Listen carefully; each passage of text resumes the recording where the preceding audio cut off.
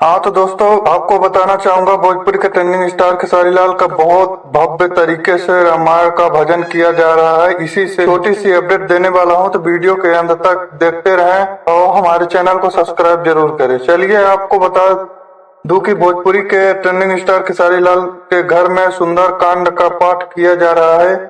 Screen में देख सकते हैं कैसा ट्रेंडिंग स्टार जी ने हाथ में झुनझुना लिए कैसे रामायण गाते नजर आ रहे हैं। आप लोगों को यह सुंदरकांड पाठ कैसा लगा कमेंट में जरूर बताएं। वीडियो पसंद आए तो वीडियो को लाइक, चैनल को सब्सक्राइब जरूर करें। धन्यवाद।